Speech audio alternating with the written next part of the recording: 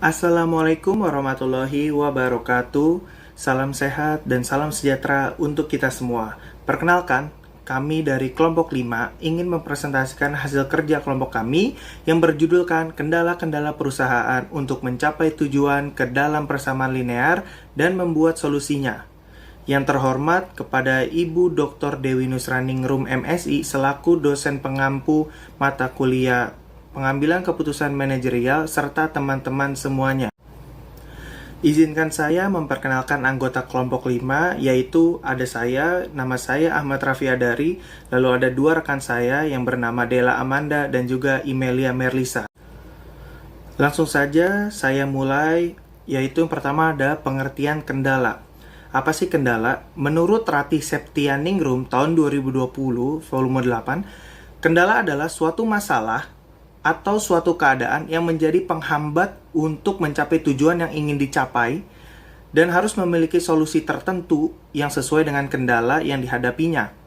Menurut Kamus Besar Bahasa Indonesia KBBI, mendefinisikan pengertian kendala adalah halangan rintangan dengan keadaan yang membatasi, menghalangi, atau mencegah pencapaian sasaran. Selanjutnya, ada alasan perlunya mengidentifikasi kendala-kendala perusahaan dan memodelkannya ke dalam persamaan linear. Yang pertama, memiliki pemahaman mendalam tentang sifat dan dampak kendala di dalam perusahaan.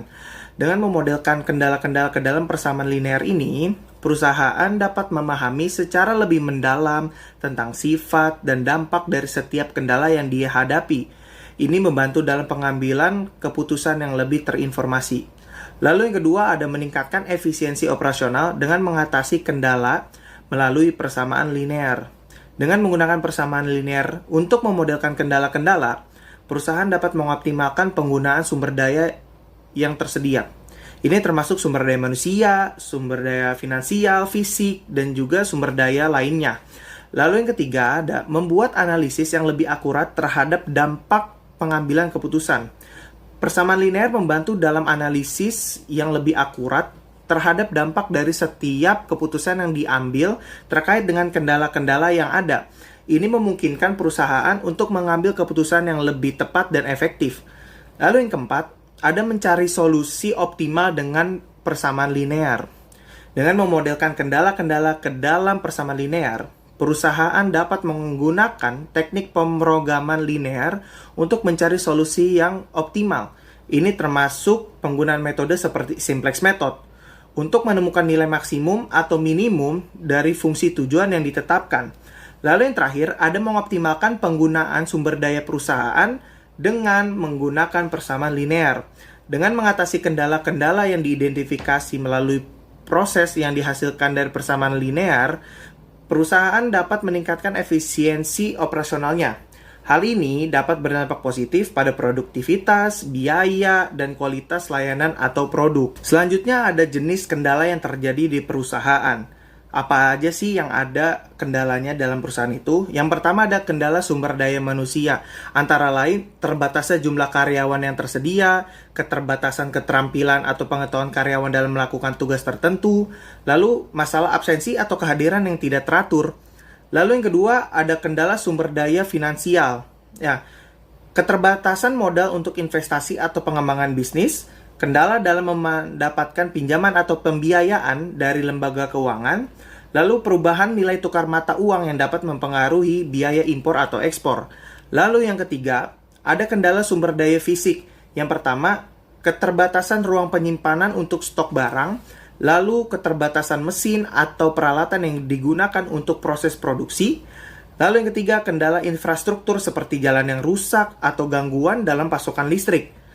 Lalu ada kendala pasar, perubahan permintaan pasar yang tidak terduga, persaingan yang intensif dari pesaing dalam industri yang sama, regulasi perdagangan atau pajak yang mempengaruhi harga produk atau layanan. Lalu selanjutnya ada kendala teknologi, keterbatasan dalam teknologi yang digunakan untuk proses produksi atau layanan, keterlambatan dalam pengembangan atau implementasi teknologi baru, masalah keamanan atau privasi data dalam menggunakan teknologi informasi. Selanjutnya ada kendala hukum dan regulasi. Peraturan pemerintah yang membatasi operasi bisnis, misalnya aturan lingkungan atau aturan ketenaga kerjaan. Lalu ada risiko hukum seperti tuntutan hukum atau sengketa kontrak. Lalu ada kendala waktu, batasan waktu untuk memenuhi pesanan atau proyek tertentu. Lalu ada keterlambatan dalam proses produksi atau pengiriman barang. Lalu ada masalah logistik yang menghambat distribusi produk. Selanjutnya ada pengertian persamaan linear. Seperti teman-teman bisa lihat di slide ini, bahwa pengertian persamaan linear itu adalah sebuah persamaan aljabar yang setiap sukunya mengandung konstanta atau perkalian konstanta dengan variabel tunggal. Di sini teman-teman bisa lihat bahwa ada sumbu Y dan sumbu X. Nah, sumbu Y sama dengan MX ditambah C, di mana M merupakan gradien dari garis persamaan dan titik koordinat Y adalah persilangan dari sumbu Y. Ini dapat digambarkan dengan X sama dengan 0 yang memberikan nilai Y sama dengan B. Persamaan ini digunakan untuk mencari sumbu Y, di mana telah diketahui nilai dari X. Y dalam rumus tersebut merupakan koordinat Y yang Anda taruh di grafik, sedangkan X merupakan koordinat X yang Anda taruh di grafik. Lalu selanjutnya ada sumbu X, yaitu rumusnya X sama dengan Y plus Y per M ditambah C, di mana M merupakan gradien dari garis persamaan dan C adalah titik potong X, dan titik koordinat X adalah persilangan dari sumbu X. Ini dapat digambarkan dengan Y sama dengan 0 yang memberikan nilai X sama dengan C. Bentuk Y per M dalam persamaan sendiri berarti bahwa membalikan gradien dan mengalihkannya dengan Y. Persamaan ini tidak mencari titik koordinat X, di mana nilai Y sudah diberikan. Baik teman-teman, selanjutnya ada metode penyelesaian persamaan linear. Seperti yang bisa teman-teman lihat di slide, bahwa ada 6 metode. Yang pertama ada metode substitusi, yang dimana dilakukan dengan mengaitkan suatu persamaan dengan persamaan lainnya. Lalu ada metode eliminasi, yaitu menghilangkan salah satu variabel dengan cara menjumlahkan atau mengurangi dua persamaan yang terkait. Lalu selanjutnya ada metode campuran, menggunakan metode penyelesaian yang menggabungkan antara metode substitusi dan juga eliminasi. Lalu ada metode determinan, yaitu perhitungan suatu bilangan persamaan yang dikaitkan dengan konsep matematika dasar matriks. Lalu selanjutnya ada metode grafik, yaitu metode penyelesaian sistem linear dua variabel yang menitik beratkan pada sistem sumbu X dan Y. Lalu yang terakhir ada metode simplex, diartikan sebagai metode aljabar yang digunakan untuk memecahkan masalah-masalah linear yang terdiri dari 3 variabel atau lebih. Baik, selanjutnya di sini ada contoh soal metode grafik. Saya akan membacakan soalnya. Di sini tertulis bahwa Jihan ingin merencanakan membuat 2 jenis makanan, yaitu jenis makanan A dan jenis makanan B. Dia ingin mengetahui berapa banyak kedua jenis bahan makanan tersebut harus dibeli. Karena dia ingin keluarganya mendapat makanan yang bergizi, dia pernah membaca dalam majalah Nirmala bahwa satu orang kebutuhan minimum perharinya adalah 12 unit protein dan 9 unit karbohidrat. Sedangkan kandungan unsur-unsur itu dalam jenis makanan A dan jenis makanan B dapat dilihat pada tabel berikut ini. Seperti yang teman-teman bisa lihat di sini sudah ada tabelnya, yaitu sesuai dengan apa yang dibutuhkan. Pasar dia melihat harga kedua jenis bahan makanan tersebut adalah 1 unit A harganya Rp500 dan 1 unit B harganya Rp300. Nah, di sini ada variabel keputusan. X1 sama dengan banyaknya jenis makanan A yang dibuat, lalu X2 banyaknya jenis makanan B yang dibuat. Nah, seperti yang ada di tabel juga, teman-teman bisa lihat bahwa di situ sama seperti tabel sebelumnya, tetapi hanya ditambahkan di bagian bawahnya ada harga dari unit A, jenis makanan A, dan unit B, jenis makanan B. Lalu ada jumlah minimum yang dibutuhkannya itu berapa sih? Nah, lalu di bawahnya itu ada pengertian tentang fungsi tujuan, yaitu Z min sama dengan 500x1 ditambah 300x2. Kendala x1 ditambah 3x2 lebih dari 12, yaitu protein. 2x1 ditambah x2 lebih besar dari 9, karbohidrat. Jadi x1 dan x2 lebih besar daripada 0. Selanjutnya, dari dua persamaan tersebut, kita akan mencari titik-titik X1 dan X2 untuk dimasukkan ke dalam tabel. Yang pertama, X1 plus 3X2 sama dengan 12. Kita ubah X1-nya jadi sama dengan 0, X2-nya jadi 12 dibagi 3, yang berdasarkan dari hasil dan 3x2 dipindahin ke depan, jadinya 12 dibagi 3 sama dengan 4. Jadi titik x1-nya itu adalah 0, x2-nya adalah 4.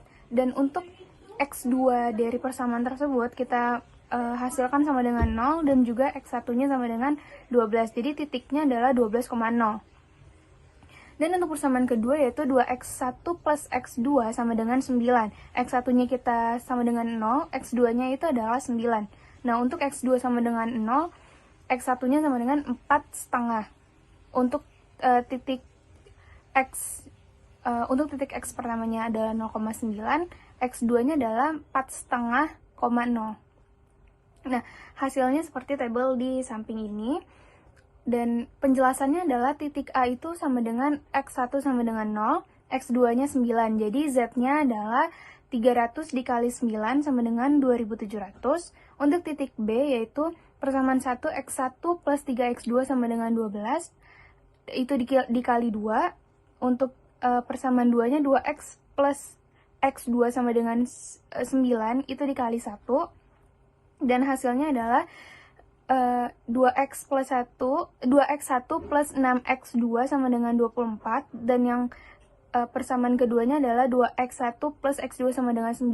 Itu kita eliminasi. Hasilnya 5x2 sama dengan 15. Habis itu kita keluarin x2 sama dengan 15 dibagi 5 hasilnya 3. Nah, untuk x1 plus 3 dikali 3 sama dengan 12. X1-nya kita keluarin semuanya, 12 dikurang 9 sama dengan 3. Jadi Z-nya itu tinggal dimasukin aja, 500 dikali 3 ditambah 300 dikali 3 sama dengan 1500 ditambah 900 sama dengan 2400. Itu menjadi nilai minimum. Nah, untuk titik C-nya, X1 sama dengan 12, X2-nya sama dengan 0. Jadi Z-nya adalah 500 dikali 12 sama dengan 6000. Langkah yang kedua adalah menyusun persamaan di dalam tabel. Untuk tabelnya sendiri, Z-nya diisi dengan fungsi tujuan, X3-nya diisi dengan persamaan 1, dan X4-nya diisi dengan persamaan 2. Langkah ketiga, mengubah nilai baris kunci dengan nilai baris kunci dibagi dengan angka kunci. 2 dibagi 2 sama dengan 1, 1 per 2 sama dengan 1 per 2, 0 dibagi 2 sama dengan 0, 1 per 2, 9 bagi 2 sama dengan 4,5. Jadi, menghasilkan nilai baru baris kunci. Langkah selanjutnya adalah merubah nilai-nilai selain pada baris kunci. Baris pertama yaitu Z. Z diubah dengan nilai baru baris kunci dan menghasilkan nilai baru. Dan yang kedua, baris kedua yaitu X3 dikurang dengan nilai baru baris kunci dan menghasilkan nilai baru. Sehingga akan menghasilkan tabel Z, X3, dan X1 dengan nilai yang baru. Langkah selanjutnya adalah merubah nilai-nilai selain pada baris kunci.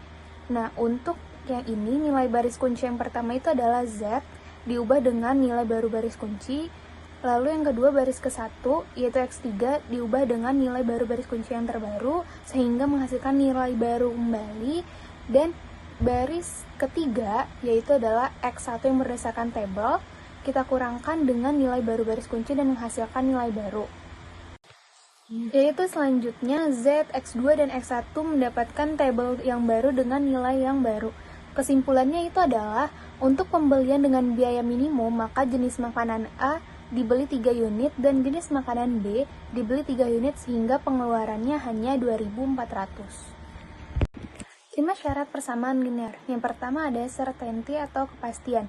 Maksudnya adalah fungsi tujuan dan fungsi kendala sudah diketahui dengan pasti dan tidak berubah selama periode analisa. Yang kedua, proportionality atau proporsionalitas, yaitu adanya proporsionalitas dalam fungsi tujuan dan fungsi kendala. Yang ketiga ada additivity atau penambahan, artinya aktivitas total sama dengan penjumlahan aktivitas individu. Yang keempat ada divisibility atau bisa dibagi. Maksudnya, solusi tidak harus merupakan bilangan integer atau bilangan bulat, tapi juga berupa pecahan. Yang terakhir adalah non-negative variable atau variabel tidak negatif, artinya bahwa semua nilai jawaban atau variabel tidak negatif. Fungsi pada persamaan linear. Fungsi tujuan, yaitu fungsi yang menggambarkan tujuan atau sasaran di dalam program linear yang dimaksud untuk menentukan nilai optimum dari fungsi tersebut, yaitu nilai maksimal untuk masalah keuntungan dan nilai minimal untuk masalah biaya. Yang kedua adalah fungsi kendala, merupakan bentuk penyajian secara matematis yang diperlukan berkenaan dengan adanya keterbatasan sumber daya yang tersedia. Misalnya, jumlah bahan baku yang terbatas, waktu kerja, jumlah tenaga kerja, dan luas gudang persediaan. Sebagai contoh dalam memformulasikan permasalahan, berikut adalah dibahas perusahaan OXA Mebel yang akan membuat meja dan kursi. Keuntungan yang diperoleh dari satu meja kerja adalah $7, sedangkan keuntungan yang diperoleh dari satu unit kursi adalah $5. Namun untuk meraih keuntungan tersebut, OXA Mebel menghadapi kendala keterbatasan jam kerja. Untuk pembuatan satu unit meja, ia memerlukan 4 jam kerja. Untuk pembuatan satu unit kursi, ia membutuhkan 3 jam kerja.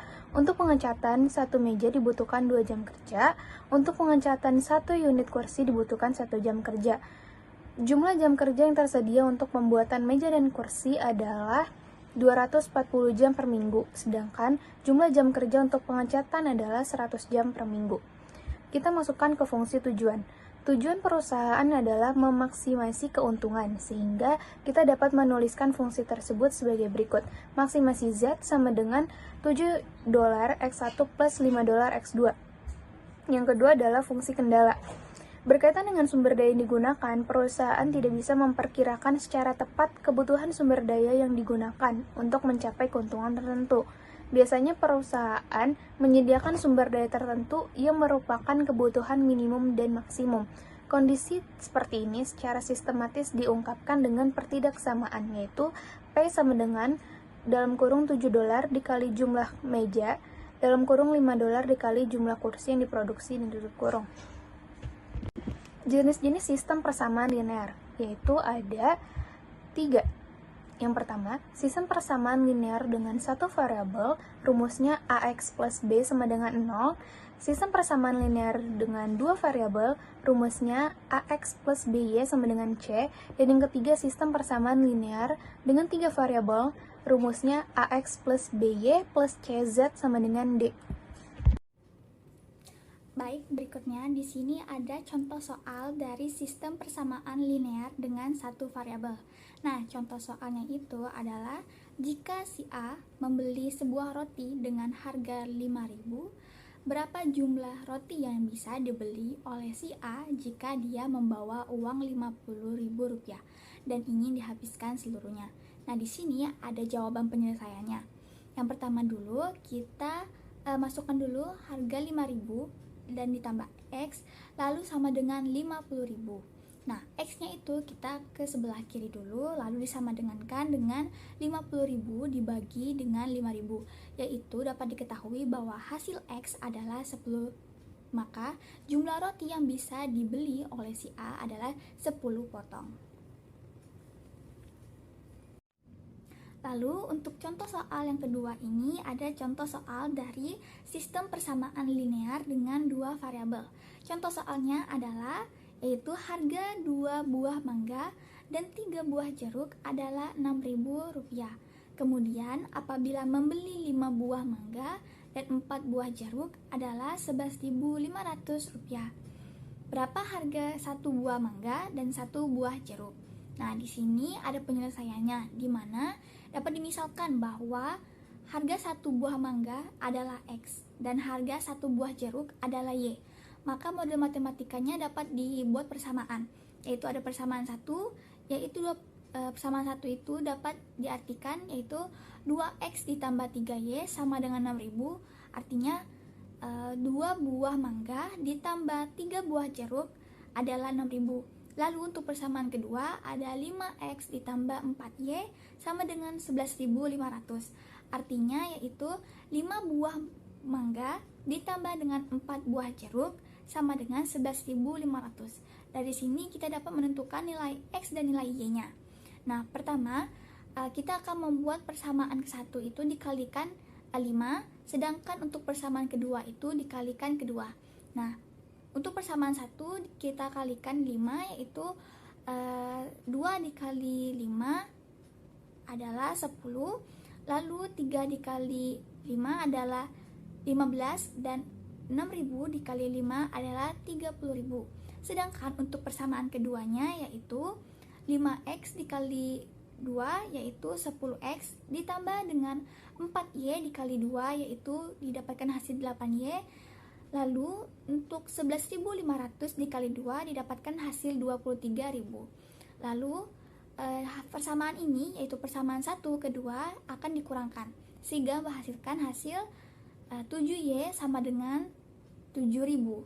Nah, sehingga dapat kita dapatkan hasil y yaitu 7.000 dibagi 7 adalah 1.000. Maka dapat diketahui bahwa nilai y yaitu buah jeruk adalah 1.000. Nah, selanjutnya untuk mengetahui nilai X yaitu harga buah mangga, kita bisa menggunakan cara berikut. Nah, caranya adalah menggunakan persamaan. Untuk itu, kelompok kami menggunakan persamaan 1, yaitu 2X ditambah 3Y sama dengan 6.000. Lalu 2X ditambah 3, 1.000, yaitu 1.000-nya adalah harga dari buah jeruk yang tadi, lalu sama dengan 6.000. 2X sama dengan 6.000 dipindah ruaskan menjadi minus 3.000. Dapat kita ketahui bahwa X yaitu 3.000 dibagi 2 sehingga didapatkan hasil X adalah 1.500. Nah, berarti dapat diketahui bahwa harga buah mangga satunya adalah 1.500. Lalu untuk persamaannya kita menggunakan persamaan 1 juga, yaitu 2X ditambah 3Y, lalu 2 dikali 1.500 adalah harga buah mangga, ditambah dengan 3 dikali 1.000 yaitu harga buah jeruk, dapat hasilnya adalah 3.000 ditambah 3.000 sama dengan 6.000. Nah, selanjutnya kita ke contoh soal dari sistem persamaan linear dengan 3 variabel. Contoh soalnya adalah Babo membeli 2 kilo apel, 2 kilo jeruk, dan 1 kilo pir dengan harga 67.000. Cherry membeli 3 kilo apel, 1 kilo jeruk, dan 1 kilo pir dengan harga 61.000. Dan Nona membeli 1 kilo apel, 3 kilo jeruk, dan 2 kilo pir dengan harga 80.000. Maka tentukanlah 1 kilo apel, 1 kilo jeruk, dan 4 kilo pir. Nah, pertama kita buatkan dulu pemisalannya bahwa apel adalah X, jeruk adalah Y, dan pir adalah Z. Dan kita buat yang ditanyanya adalah X ditambah Y ditambah 4Z. Nah, kita ke cara pertama dulu, yaitu kita buat persamaan. Dengan membuat persamaan ini akan memudahkan kita untuk melakukan perhitungannya. Yang pertama itu persamaan ke-1, yaitu adalah kita buat menjadi 2X ditambah 2Y ditambah Z sama dengan 67.000, yaitu artinya 2 kilo apel ditambah 2 kilo jeruk ditambah 1 kilo pir sama dengan 67.000 rupiah. Lalu untuk persamaan kedua yaitu 3X ditambah Y ditambah Z sama dengan 61.000. Artinya yaitu 3 kilo apel ditambah 1 kilo jeruk ditambah 1 kilo pir, harganya adalah 61.000. Lalu untuk persamaan ketiga, X ditambah 3Y ditambah 2Z sama dengan 80.000. Artinya adalah 1 kilo apel ditambah 3 kilo jeruk dan 2 kilo pir, harganya adalah 80.000. Lalu kita buat persamaannya dengan menggunakan persamaan 1 dan kedua, yaitu persamaannya 2X ditambah 2Y ditambah Z sama dengan 67.000. Lalu untuk persamaan kedua 3X ditambah Y ditambah Z sama dengan 61.000, kita kurangkan sehingga didapatkan hasil adalah min X ditambah Y sama dengan 6.000. Min X didapatkan dari 2X dikurang 3X jadi min X, sedangkan untuk Y didapatkan hasil dari 2Y dikurang Y sama dengan X. Lalu 6.000 didapatkan dari 67.000 dikurang 61.000 adalah 6.000. Lalu ke cara yang kedua, kita gunakan persamaan kedua dan persamaan ketiga. Nah, persamaan kedua ini kita kalikan 2, sedangkan untuk persamaan ketiga kita kalikan 1. Lalu didapatkan hasil yaitu Untuk persamaan kedua, hasilnya adalah 6X ditambah 2Y ditambah 2Z sama dengan 122.000. Sedangkan untuk persamaan ketiga yaitu didapatkan hasil X ditambah 3Y ditambah 2Z sama dengan 80.000. Lalu kita kurangkan, sehingga didapatkan hasil 5X dikurang Y sama dengan 42.000. Nah, 5X ini didapatkan dari 6X dikurang Y, sedangkan Y ini didapatkan dari 2Y dikurang 3Y, sehingga didapatkan hasil min X. Sedangkan 42.000 didapatkan hasilnya dari 122.000 dikurang 80.000, sehingga didapatkan hasilnya adalah 42.000. Lalu untuk cara yang ketiga ini kita gunakan hasil dari cara yang ke-1 dan cara yang kedua tadi. Itu ditambahkan sehingga didapatkan hasil 4X sama dengan 48.000. 4X didapatkan hasilnya dari 5 dikurang X, sehingga dapatkan hasil 4X. Sedangkan 48.000 itu didapatkan dari 42.000 ditambah 6.000, sehingga didapatkan hasil 48.000. Lalu dari sini kita dapat mengetahui nilai X atau nilai harga apel, yaitu 12.000 dari 48.000 dibagi 4, yaitu hasilnya adalah 12.000. Nah, untuk cara yang keempat ini kita dapat menggunakan cara dari persamaan ke-1 tadi, yaitu min X ditambah Y sama dengan 6.000. Tadi kita sudah mengetahui harga apel tadi adalah 12.000, maka dapat kita jadikan persamaan, yaitu min 12.000 ditambah Y sama dengan 6.000.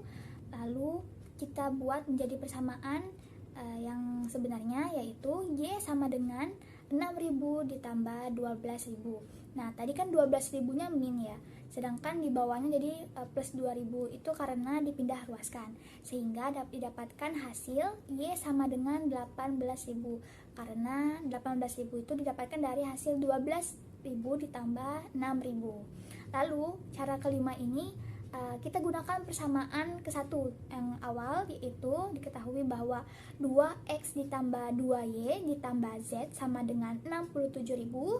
Lalu 2 dikali 12.000 harga apel, lalu ditambah 2 dikali 18.000 harga jeruk, ditambah Z sama dengan 67.000. Lalu kita kalikan saja menjadi 2 dikali 12.000 adalah 24.000, ditambah 2 dikali 18.000 hasilnya ada 32.000, ditambah Z sama dengan 67.000. Lalu kita buat menjadi persamaan, artinya yaitu Z sama dengan 67.000 dikurang 24.000 dikurang 32.000, menjadi min karena dipindah ruaskan juga. Lalu didapatkan hasil Z sama dengan 7.000. Z ini adalah harga buah pir. Lalu kita mendapatkan hasil bahwa harga 1 kilo apel ditambah harga 1 kilo jeruk ditambah 4 kilo harga 4 kilo buah pir adalah 12.000 ditambah 18.000 ditambah 4 dikali 7.000 adalah 58.000. Nah, selanjutnya kita akan membahas studi kasus dari materi ini. Studi kasus ini kami mengutip dari jurnal yang ditulis oleh Khori Riana Alfonda dan rekan-rekannya yang berjudul Implementasi Metode Simplex dalam Menentuan Jumlah Produksi untuk Memaksimasi Keuntungan. Nama jurnalnya adalah String, Satuan Tulisan Riset dan Inovasi Teknologi, volume keempat nomor 1 tahun 2019. Nah, di sini studi kasusnya terjadi oleh PT KB DTI. Nah, PT KB DTI ini sendiri merupakan perusahaan yang bergerak di bidang manufaktur yang memproduksi ekstrak buah. Nah, terjadi kendala di perusahaan ini karena terjadi fluktuasi permintaan sehingga bahan baku yang digunakan sering kurang. Bukan hanya bahan baku, tetapi tenaga kerja dan waktu pemrosesan produksi juga menjadi kurang. Nah, ketersediaan buah per minggunya itu ada buah jambu biji merah sebanyak 80.000 kilo, buah sirsak sebanyak 50.000 kilo, buah nanas sebanyak 35.000 kilo, buah mangga sebanyak 75.000 kilo, dan buah lemon sebanyak 25.000 kilo. Sedangkan ketersediaan bahan baku penunjangnya seperti asam sitrat itu sebanyak 300 kilo, fruktosa 600 kilo, tenaga kerja yang dipekerjakan di perusahaan tersebut sebanyak 20 orang, di bagian produksinya dilakukan dalam 1 minggu, sehingga diketahui bahwa PT KBDTI ini membutuhkan waktu memproduksi selama 90 jam. Nah, keuntungan yang didapatkan dari hasil produksi setiap minggunya sebelum menggunakan metode simplex dalam persamaan linear ini adalah 600.000.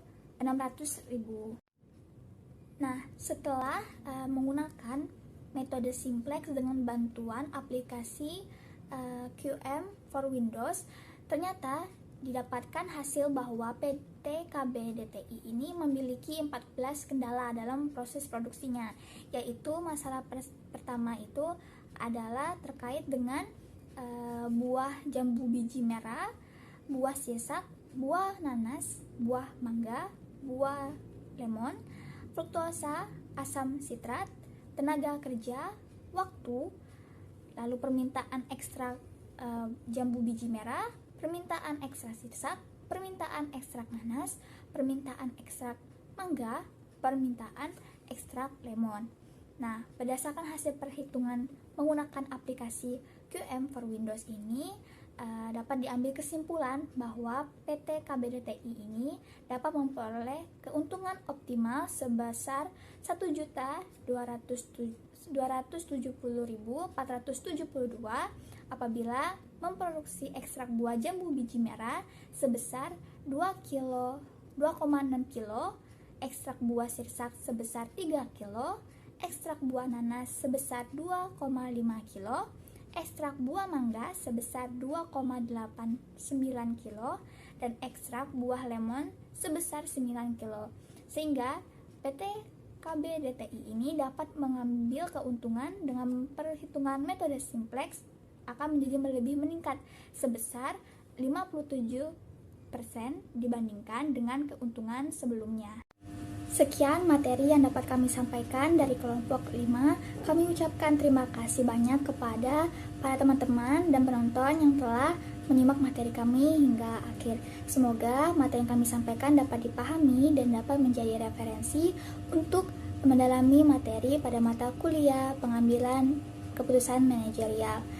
Kami ucapkan mohon maaf juga jika ada kata-kata yang salah dalam pengucapannya. Kami akhiri dengan kata-kata wabillahi taufiq wal hidayah. Wassalamualaikum warahmatullahi wabarakatuh.